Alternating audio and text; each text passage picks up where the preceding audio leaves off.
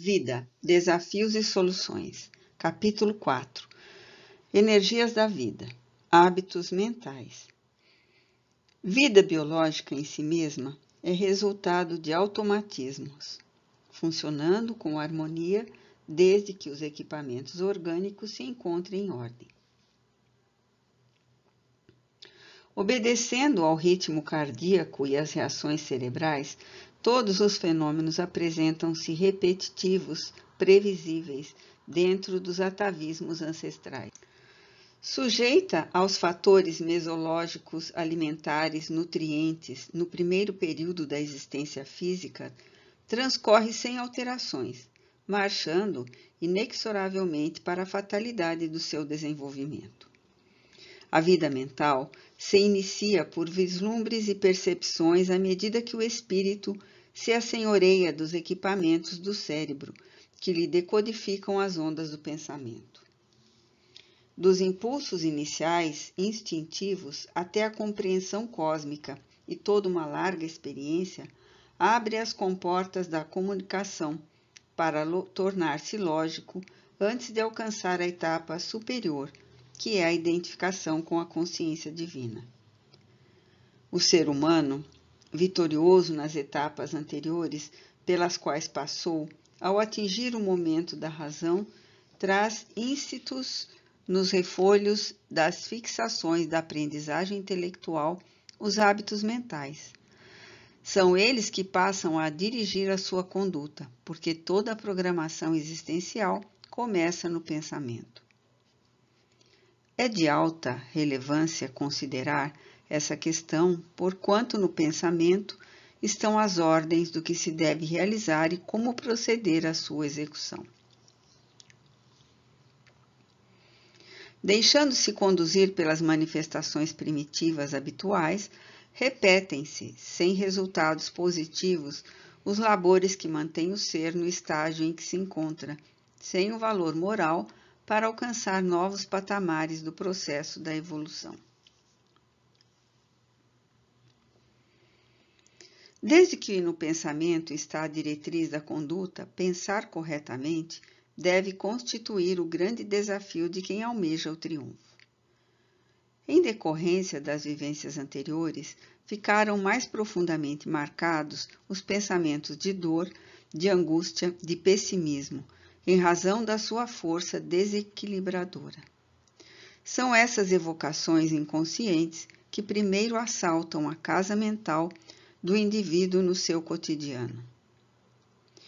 Vinculado aos mecanismos repetitivos da conduta sofredora, ele mantém as tendências para o masoquismo, cultivando sem dar-se conta os hábitos mentais geradores de conflitos e de padecimentos. Constrói a ideia e sofre de que tudo sempre lhe há de sair mal, não se esforçando para que as suas tentativas de mudança se coroem de resultados positivos.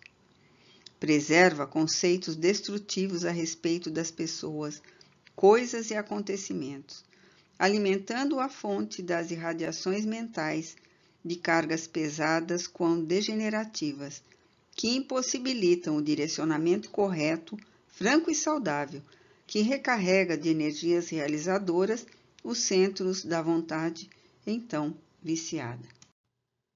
Tornando-se vítima espontânea desse pessimismo, que sustenta no campo das ideias, estabelece padrões negativos a respeito de situações e pessoas, não alterando a forma de pensar nem de agir, assim vivendo sob o estigma do mau humor, das insinuações malsãs, da falta de sorte em que se refugia a fim de evitar a luta necessária para o êxito.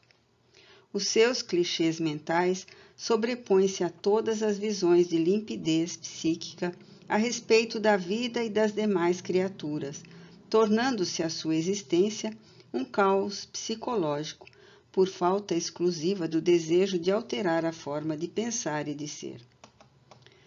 Desde que todas as expressões do evoluir, dependendo do pensamento porque dele provém, é fácil pensar de forma variável, substituindo aquele que seja incorreto por outro que pareça favorável. Como a pessoa poderá dizer que não sabe discernir qual o ideal daquele outro que é pernicioso? Basta que faça uma avaliação do que lhe constitui bengala, para sustentar o já experimentado e perturbador, passando a novo tentame de construção diferente. A princípio, a acomodação levará o indivíduo a repetir-se e a não acreditar no êxito da experiência em formação. Cabe-lhe, nesse caso, insistir e perseverar, abrindo novo espaço no campo mental viciado, plantando as sementes novas do otimismo e da esperança, a fim de sair do estado doentio. Logo depois, é imprescindível começar a valorizar tudo quanto se encontra à sua volta, estabelecendo novos padrões de compreensão, assim libertando-se das construções negativas pessimistas.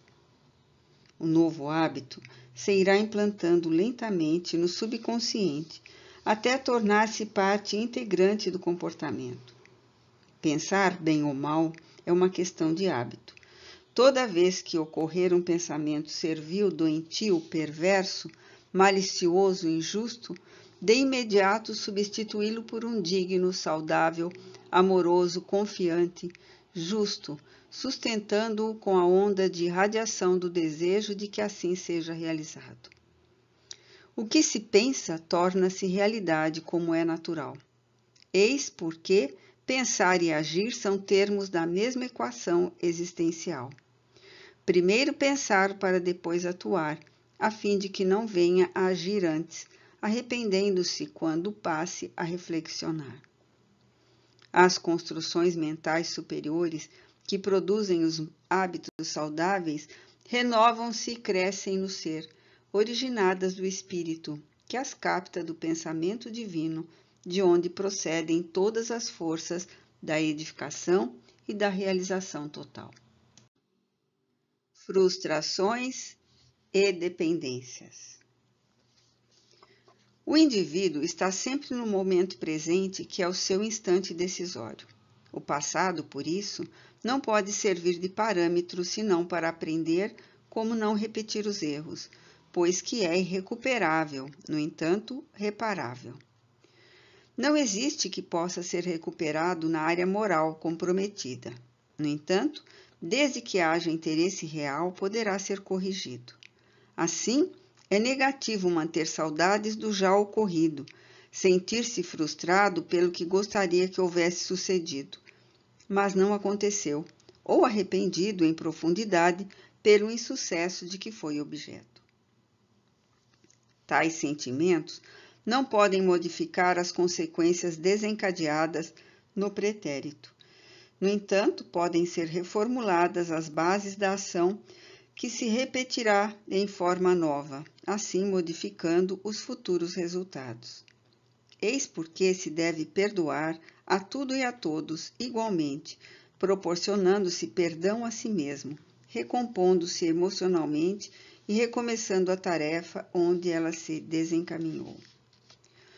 O homem psicológico saudável não vive de recordações nem se atormenta com as aspirações.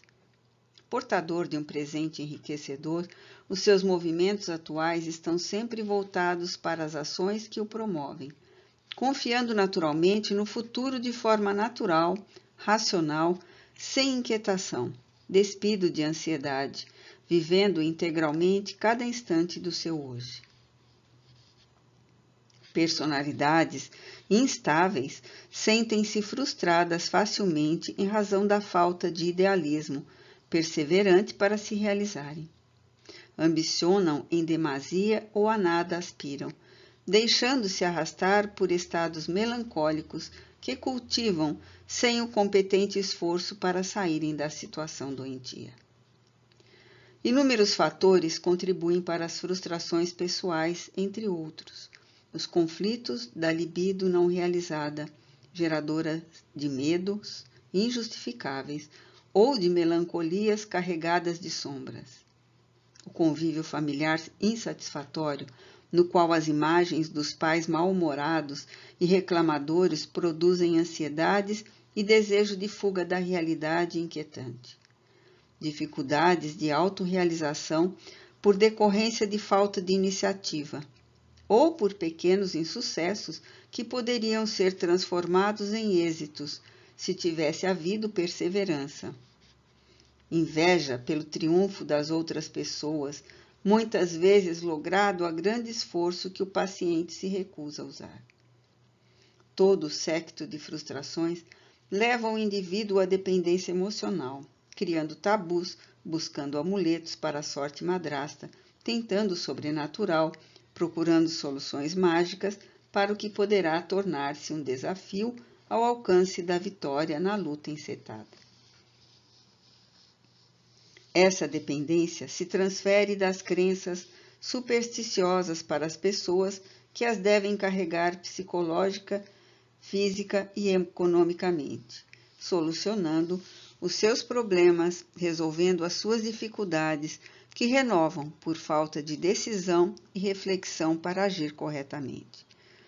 Por que não encontram aqueles que estejam dispostos a suportar tão pesada carga, mais aumentam as suas frustrações que adquirem estágio mórbido, levando aos transtornos psicóticos maníaco-depressivos.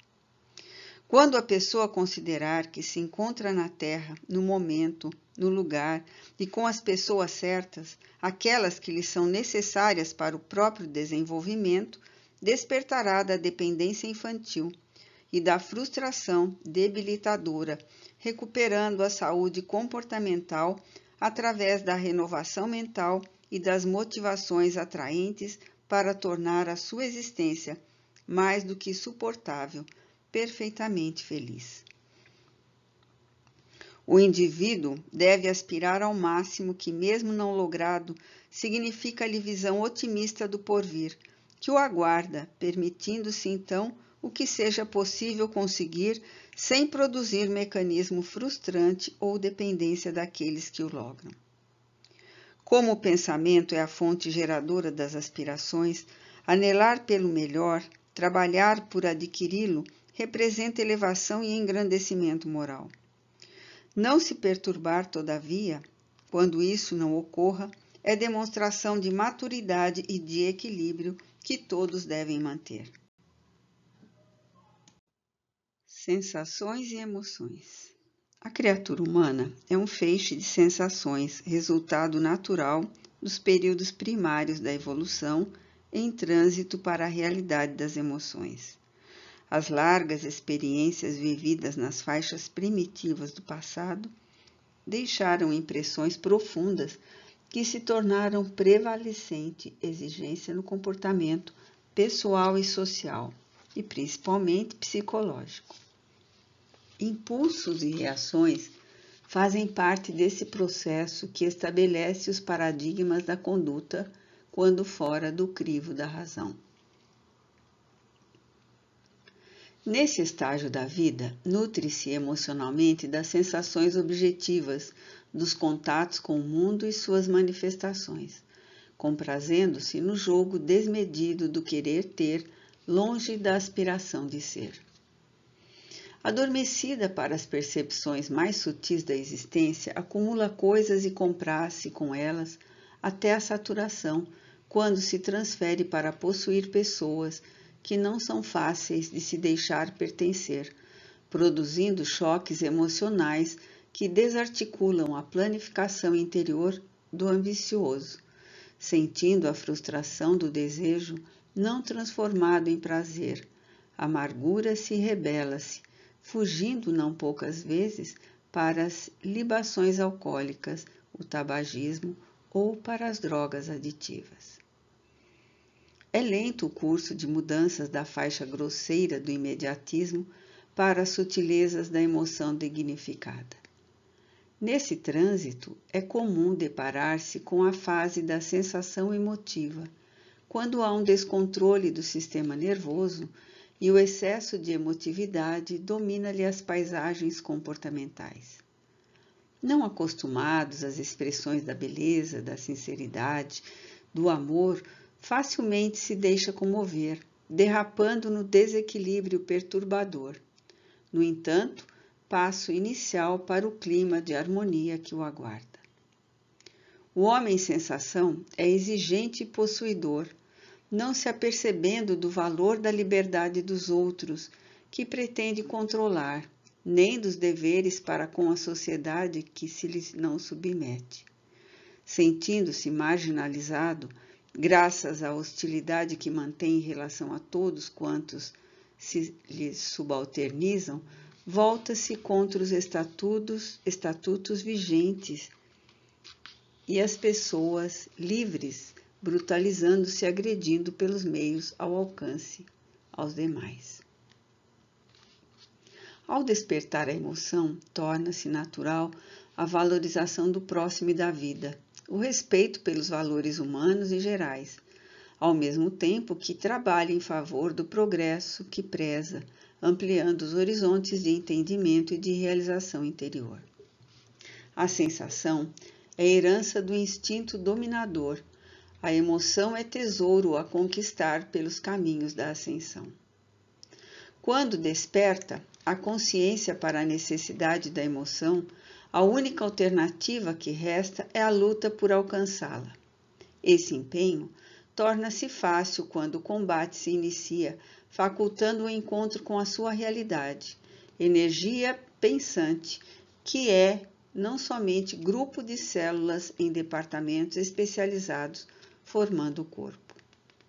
No período da emoção, o indivíduo não está isento das sensações que lhe permanecem, oferecendo prazeres, alegrias e advertências, só que sob controle, em equilíbrio, orientadas e produtivas.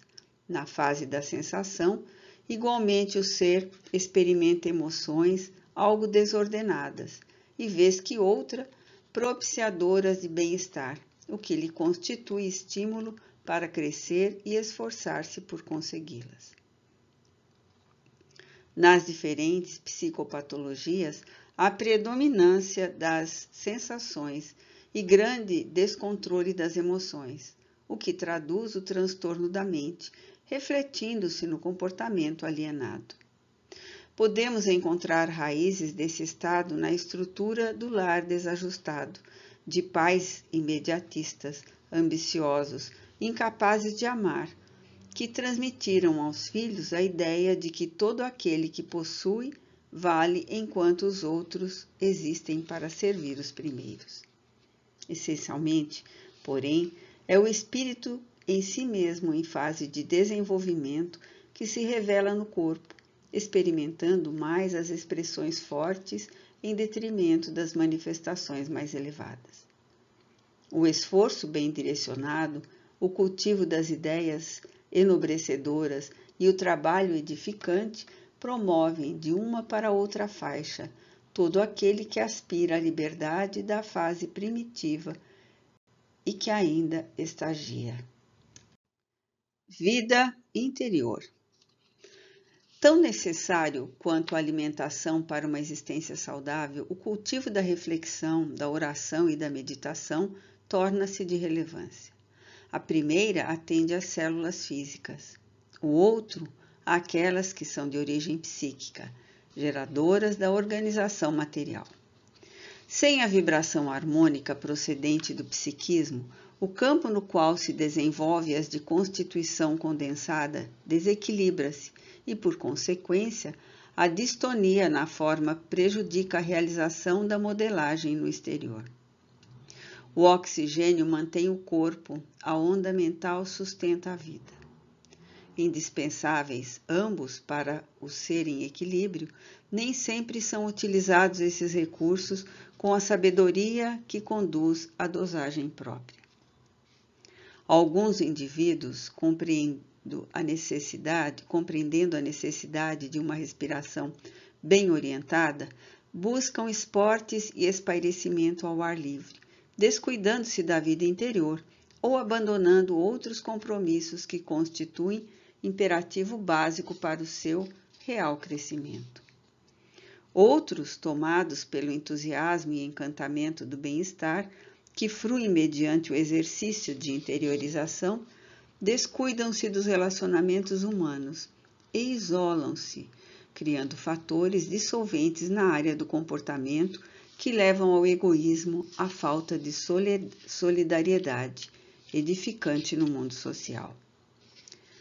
A vida interior, bem direcionada, ensina a criatura a aceitar-se como é, sem desejar imitar modelos transitórios das glórias momentâneas, que brilham sob os focos das lâmpadas da ilusão, mas também a não ambicionar parecer-se com outro, cujas características são belas nele e não em quem elas aspira. Ser autêntico em si mesmo, auto-amar-se, sem derrapar nas ambições acumuladoras inspiradas pelo egoísmo, nem supor-se melhor do que os demais, constitui uma vitória sobre os conflitos e os complexos que atormentam e facultam a desvalorização da pessoa amargurada entre lutas internas e fracassos externos.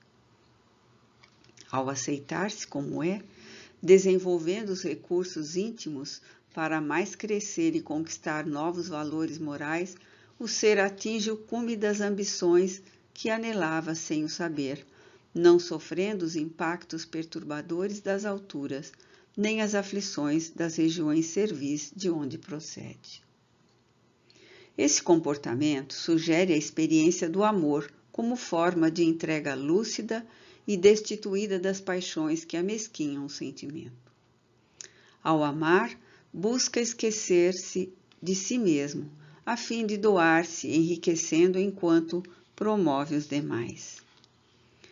Esse desdobrar do sentimento afetivo constitui o momento glorioso da autorrealização, aquele no qual o ser entoa um canto de entusiasmo à vida, exaltando-a e glorificando-a em si mesmo e em torno dos próprios passos. Essa manifestação do amor irrompe do seu interior como um sol que nasce suave e belo, crescendo até atingir o máximo, com uma diferença, que é a de não declinar jamais, permanecendo a aquecer e iluminar. Enquanto perdura o sentimento de amor permuta, para dar, receber ou primeiro receber para doar depois, o egoísmo, o sentido de criança psicológica permanece dominador, dificultando o amadurecimento real. Esse amor que leva ao autoesquecimento das paixões perturbadoras, das exigências descabidas, das ilusões injustificáveis, é conquista interior que dignifica e liberta. Nessa fase do desenvolvimento da vida interior, o ser passa a acreditar na sua destinação espiritual, que é a conquista da felicidade desde agora, e tranquilizando-se quanto aos fatores dissolventes e amesquinhantes, avança sem preocupar-se com as torpezas que ficam na retaguarda. Somente acreditando nas próprias possibilidades e empenhando-se por vivê-las, apesar dos obstáculos que surgem, é que se atinge com êxito a viagem interior, o autodescobrimento e as técnicas que podem ser aplicadas para auferir os benefícios dessa realização. Alcançando esse estágio, surge a vontade da libertação das coisas, das cadeias frágeis, que atam aos condicionamentos passados, que pareciam oferecer segurança em uma existência física que se irrompe a qualquer momento, mas que parece impor necessidades de fixação, que não vão além de quimeras.